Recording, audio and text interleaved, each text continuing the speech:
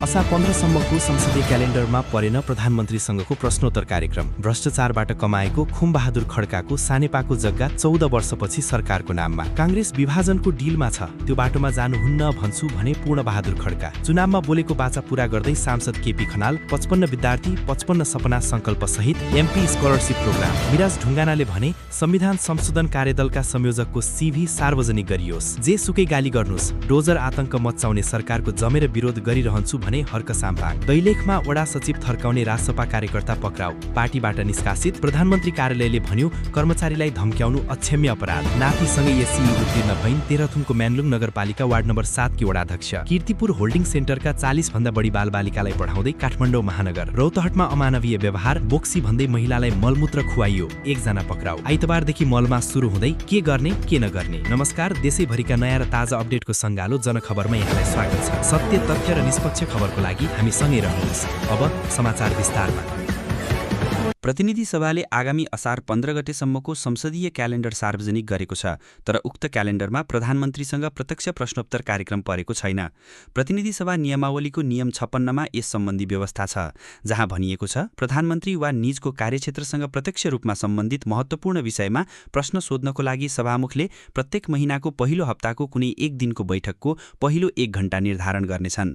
तर यस्तो प्रावधान आगामी असार 15 गतेसम्मको संसदीय क्यालेन्डरमा परेको छैन। प्रतिनिधि सभा नियमावली अनुसार जेठ महिनामा एउटा र असार महिनामा अर्को गरी 2 पटक प्रधानमन्त्रीसँग प्रत्यक्ष प्रश्नोत्तर कार्यक्रम हुनुपर्ने हो, तर दुवै महिनामा प्रधानमन्त्रीसँग प्रत्यक्ष प्रश्नोत्तर कार्यक्रम गर्ने विषय संसदीय क्यालेन्डरमा आएको छैन।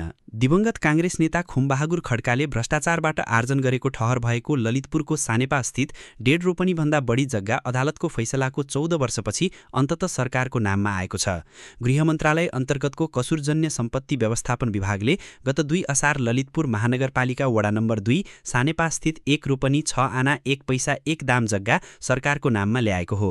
विभागका निर्देशक सुभाष न्यौपानेका अनुसार सर्वोच्च अदालतको फैसला अनुसार खड्काको नाममा रहेको उक्त कित्ता जफत प्रक्रिया पूरा गरिएको छ।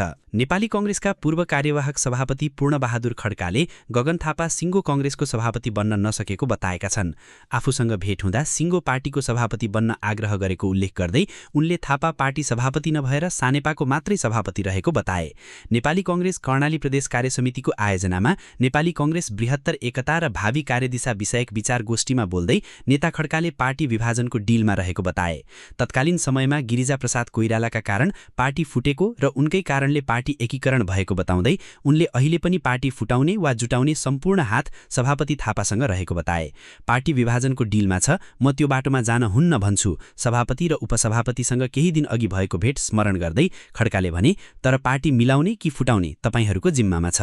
कैलाली क्षेत्र नम्बर 2 का सांसद केपी खनालले 55 विद्यार्थी 55 सपना संकल्प सहित एमपी स्कलरशिप प्रोग्राम ल्याएका छन्। आफ्नै गाउँठाउँमा समेत आर्थिक अभावका कारण +2 पढ्न धौधौ परिरहेका विद्यार्थीहरूका लागि यो कार्यक्रम वरदान साबित भएको छ। विशेष गरी गाउँका गरिब र विपन्न बालबालिकाको सपनाको सहर काठमाडौँ आएर उच्च शिक्षा हासिल गर्ने जुन इच्छा हुन्छ, तर कोठा भाडा र कलेजको खर्च धान्न सक्दैनन्, उनीहरूलाई काठमाडौँ ल्याएरै पढाउने सांसद खनालको यो सपना र प्रयास निकै नै सराहनीय छ। आफ्नो क्षेत्रको माटो र विपन्नताको मर्म बुझेर विद्यार्थीको शैक्षिक भविष्य सुनिश्चित गर्ने सम्भवतः खनाल पहिलो सांसद हुन्।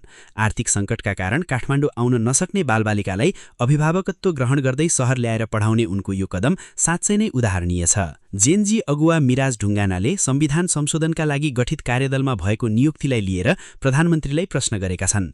सामाजिक सञ्जाल मार्फत एक खुला पत्र लेख्दै ढुङ्गानाले नियुक्तिमा पारदर्शिता र विज्ञताको खोजी गरेका छन्। सरकारले हालै संविधान सुझाव कार्यदलमा चलचित्र निर्देशक समेत रहेका असीम शाहलाई नियुक्त गरेको सन्दर्भलाई जोड्दै ढुङ्गानाले उनको नियुक्ति क्षमताका आधारमा कि निकटताका आधारमा गरिएको हो भन्दै स्पष्टीकरण मागेका छन्। उनले लेखेका छन्, डाइरेक्टर साहब यदि संविधान संशोधन गर्न संविधानविद भन्दा पनि क्षमतावान र विज्ञ हो भने उहाँको संविधान सम्बन्धी अनुभव र सीभी सार्वजनिक गरियोस्। यदि हुनुहुँदो रहेछ भने हामीलाई नियुक्तिसँग आपत्ति हुने कुरै छैन। श्रम संस्कृति पार्टीका अध्यक्ष एवं प्रतिनिधि सभा सदस्य हर्क साम्पाङले बालेन शाह नेतृत्वको सरकारको जमेर विरोध गरिरहने बताएका छन्। शनिबार सामाजिक सञ्जाल फेसबुकमा स्टेटस लेख्दै साम्पाङले यस्तो बताएका छन्, सुकुम्बासी बस्तीबाट विस्थापित भई पढाइ अवरुद्ध भएका 40 भन्दा बढी बालबालिकालाई काठमाडौँ महानगरपालिकाले पढाउने व्यवस्था मिलाएको छ। प्रधानमन्त्री कार्यालयको नाम दुरुपयोग गर्दै दैलेखको दुल्लु नगरपालिका वडा नम्बर 13 को वडा सचिव कमल भण्डारीलाई गालीगलोज र धम्की दिएको घटना सार्वजनिक भएसँगै धम्की दिने कार्यमा संलग्न व्यक्ति पक्राउ भएका छन्। पक्राउ पर्नेमा सुर्खेतको वीरेन्द्रनगर महानगरपालिका वडा नम्बर 6 वीरेन्द्रचोक टोल घर भई काठमाडौँको शङ्खमूल बस्ने 22 वर्षीय प्रकाश खड्का हुन्। आफूलाई जेएनजीको रूपमा समेत चिनाउने खड्का राष्ट्रिय स्वतन्त्र पार्टी रसवापाका कार्यकर्ता समेत रहेको खुलेको छ। उनले शुक्रबार दिउँसो वडा सचिव भण्डारीलाई फोन गरी आफू प्रधानमन्त्री कार्यालयबाट बोलेको भन्दै तल्लो स्तरको गालीगलोज गरेका थिए। यो घटना सार्वजनिक भएसँगै प्रधानमन्त्री तथा मन्त्री परिषदको कार्यालयले शनिबार विज्ञप्ति जारी गर्दै दोषीलाई तुरुन्त कानुनी दायरामा ल्याउन सुरक्षा निकायलाई निर्देशन दिएको थियो। प्रधानमन्त्री कार्यालयले आफ्नो नाम दुरुपयोग गरी कर्मचारीलाई धम्क्याउनु अक्षम्य अपराध हो र यस्ता गतिविधिमा संलग्न जो कोहीलाई पनि नछाडिने प्रतिबद्धता जनाएको छ।